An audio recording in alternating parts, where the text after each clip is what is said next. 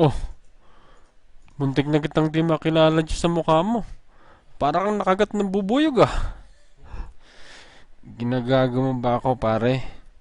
Kita mo nang nagulpi na nga yung tao eh.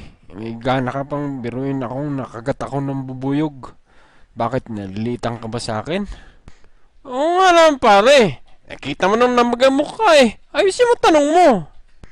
O sige. Totoo ba yung sinabi ng trainer mo na natay ka daw sa salwal mo? Hindi naman, sobra naman yun. Grabe naman yun. Hindi naman ako natay sa salwal ko.